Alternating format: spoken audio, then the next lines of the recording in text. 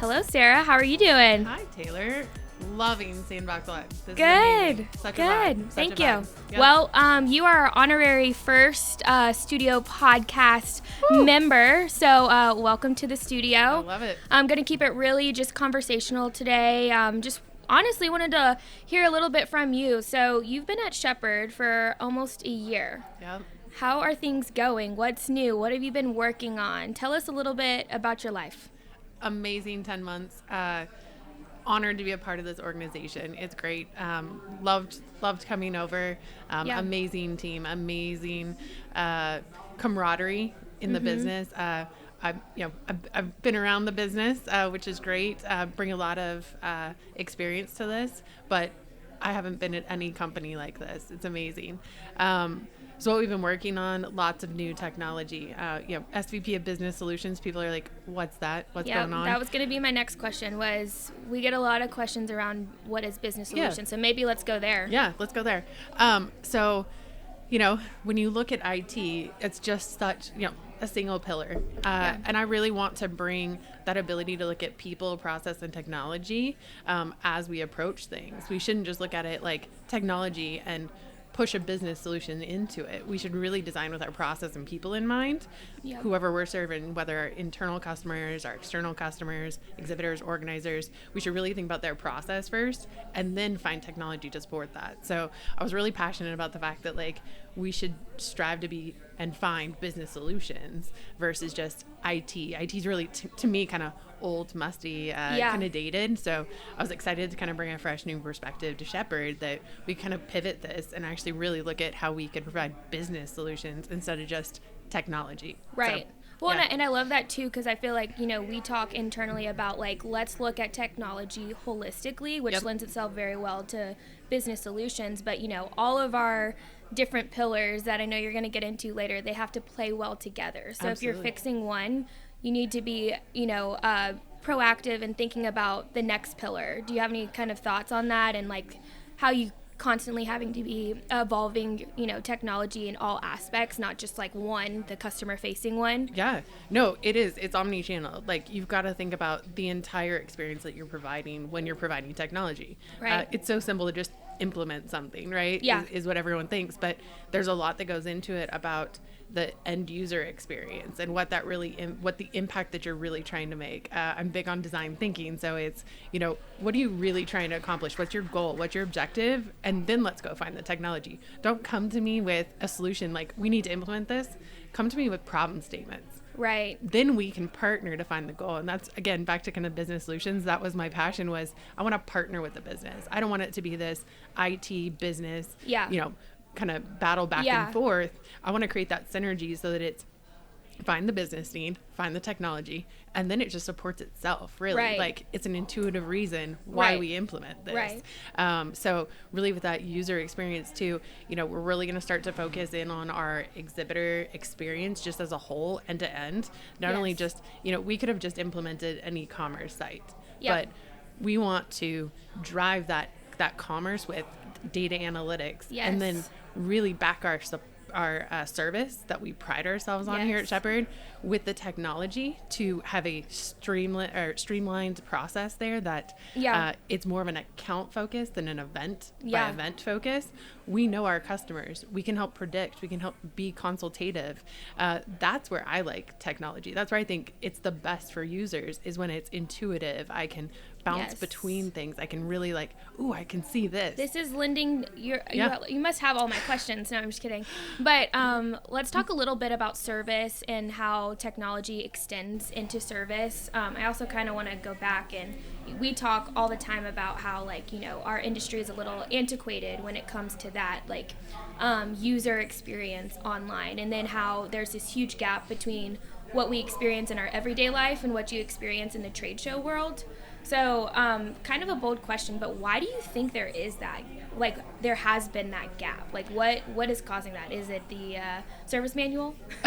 Absolutely. Talking about antiquated, in my career when I started, we were still printing kits physically and CDs. I'm kind of dating myself here, but I mean, literally collating paper. Don't say floppy disk. And then, no. yeah, No, right? We were big and bold with CDs, but wow. we were Cutting still edge. literally snail mailing them out to people. Yeah. And then speaking of cutting edge, we moved to PDF. Oh, Wow. wow. Amazing, right? Yeah. Literally, that is like the catalog experience that like our parents had of like buying from Sears or Montgomery Ward's. Yeah. So that's dated. They stopped that. We should probably also look at ways to like find what others are doing and emulate that in the environment that people are operating in normally, right? Like we shouldn't make renting a table and a chair different from buying something on Amazon. Happy Prime Day. Yes, happy Prime Day. So do you think that like still though with the gap, like other industries have figured it out. Yep. Like I often wonder if it's because people are so focused on producing the event and like that is everything, that I think that everything outside of making a successful event like day of kind of gets put on the back burner. But I just find it interesting that again, like in some ways the events industry is cutting edge and you know we talk about it like events drive business, and so we're at the forefront in some things, but then that online experience is it's there's a huge gap. Well, I think honestly from the contractor side, we're not just a rental company. We're not just a service provider. We're not a manufacturer. We're not just a manufacturer. We produce graphics, we fabricate things. Like we're all of these things. And so it's like, I feel like it's been this tried and true that's really scary to walk away from sometimes. Yeah. But Change is scary. Yeah, really scary. Yeah. And then honestly, in my experience, like in the technology space, it's been that everyone wants to put you in a box. Then it's like, oh, well, you're a rental provider, so you have this. Yeah. Oh, you're a service provider, you have this.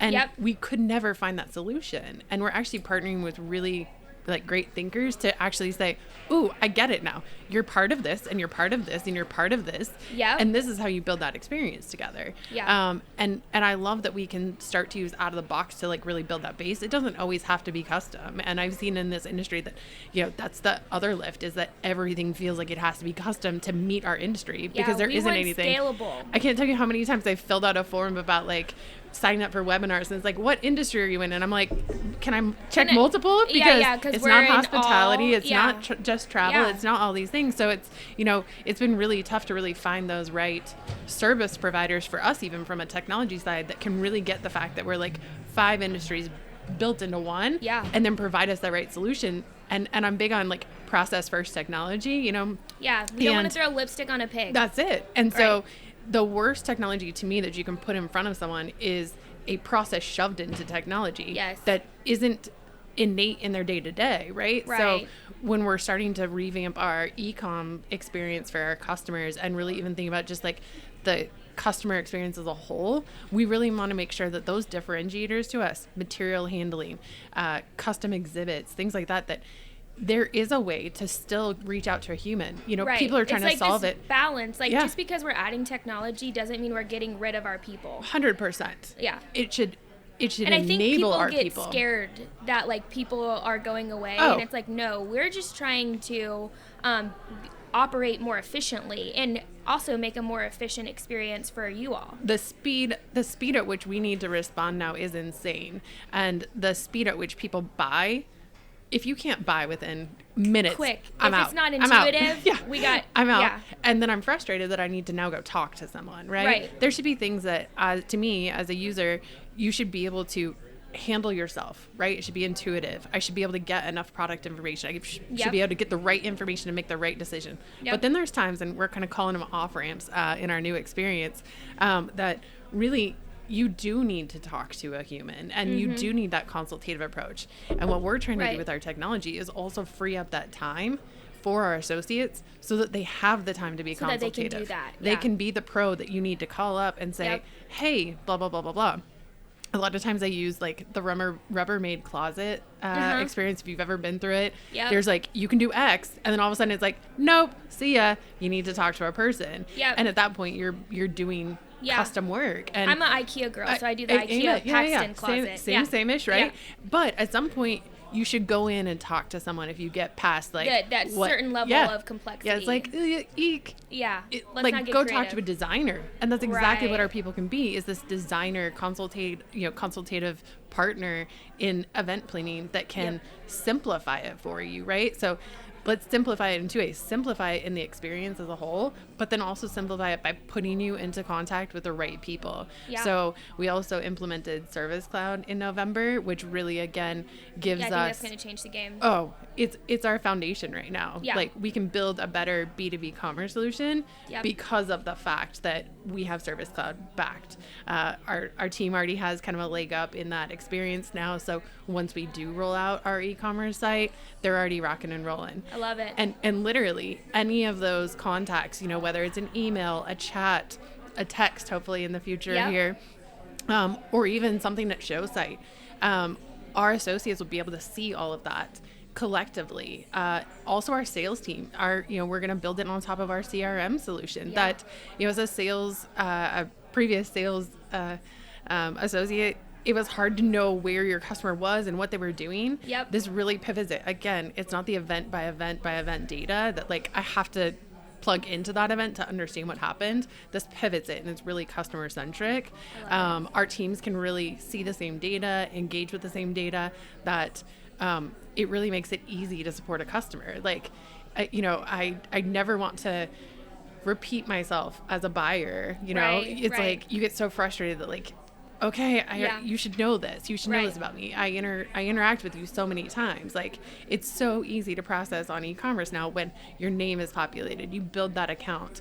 And then, I don't know about you, but I love going back into my account history and repeat buying. So we want to provide that same experience to our customers. It shouldn't matter that it's a table and a chair. I can sense the passion.